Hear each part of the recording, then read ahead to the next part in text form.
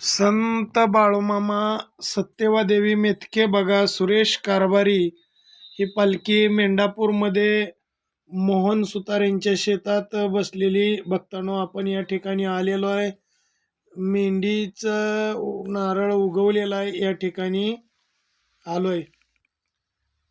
बोला बोला बाळूमामांच्या नावानं चांग भले, बाळूमामांच्या शेळ्या मेंढ्यांच्या नावानं चांग भले.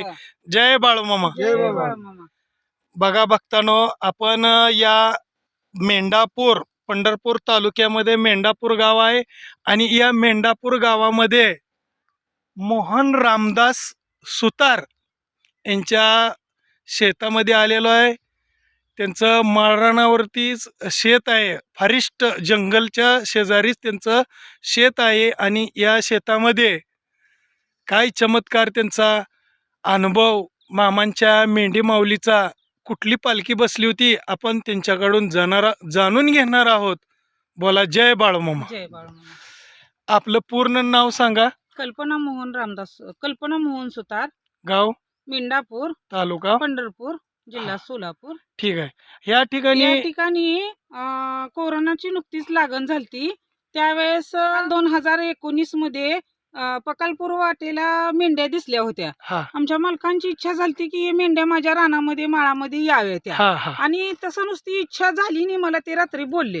तसं बोलले की दुसऱ्या दिवशी ते मेंढ्याचे जे सुरेश कारभारी होते ते ह्या दिशेने येतच होते आणि येता येता त्यांनी काय केलं, इकडे कुठं माळ आहे का असं विचारलं आणि आमच्या माळाला ती बघी आली. आल्यानंतर आम्हाला कळलं तुमच्या माळाला बाळूमामाची मेंढ्या आल्यात म्हणून. आल्यानंतर आम्ही त्यांची भेट घेतली व त्यांना राहण्याची सोय, मंडप, पिकर सगळं काही केलं. त्यावेळेस मला वाटलं बाबा आता ही कोरोना काळ आहे, कोण येणार, ह्यांचं जेवाय खायचं कसं होणार, असं मला एक चिंता पडली. त्या दिवशी रात्री मी घरून जरा भात भाजी घेऊन आली, त्यांना पोचवली आणि इतकं पाऊस आला की उद्यापासून आता काय होणार असं मला भासलं. पण त्या कोरोना काळामध्ये आसपासची गावची लाचेवाडी, जाधववाडी, मेंढापूर, पांढरेवाडी अशी एक 4-5 गावातील लोकांच्या गाड्या इकडे यायला लागल्या. तेव्हा जरा मनाला दिलासा वाटला की बाबा आता ह्या बगीचं काहीतरी होईल, ह्या माणसांचं काहीतरी होईल. त्या कोरोना काळामध्ये सकाळची एक 900 ते 950 माणसांची पंगत उठत होती आणि संध्याकाळी 1200-1300 लोकांची पंगत उठत होती. त्या कोरोना काळात कोण कुणाच्या दारात जात नव्हतं. त्या काळात माझ्या मळ्यात एक लग्न सोहळा झाल्यासारखा कार्यक्रम सकाळ संध्याकाळ होत होता. मला दिवस बी हितन रात्र बी हितच होती. असा एक त्यावेळेचा काळ होता आणि त्यावेळी गुरुवारी एक लहावार असं म्हणजे आजारी पडल्यासारखं झाली नाही, वारलं. मग ते वरच्या तुकड्यात आम्ही मळ्यामध्ये आणून पुरलं. नंतर एक मेंढी पण वारली, ती पण आणून पुरली. एक 4 फुटाच्या खाली पुरला आम्ही, की नांगराला लागू नये म्हणून. मग त्यानंतर आमचं काही लक्षच गेलं नाही त्याच्याकडं. आम्ही त्या देवाच्या नादात असल्यानं 5-7 दिवसांनी आम्ही सगळा मोठा कार्यक्रम करून त्यांना महादेवा मंदिरापर्यंत सोडून खरातवाडीला पोच केलं.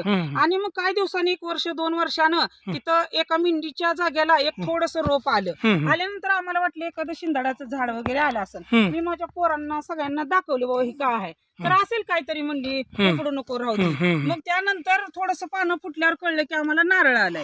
मग ते आमच्या लक्षात आलं की मामांनी खून दिली, मला विसरू नको म्हणून सांगितलंय आणि सत्यवानी मामांना ती सावली केलेली आहे. हा सुरेश कारभाऱ्यांचा बग्या होता आणि त्या कळपामध्ये 1 नंबर कळप आहे आणि सत्यवाची पालखी होती ती. मग माझ्या लक्षात आलं की बाबा सत्यवानी मामाला सावली केली आणि मला तू विसरू नको अशी खून दिली. आपलं नाव सांगा.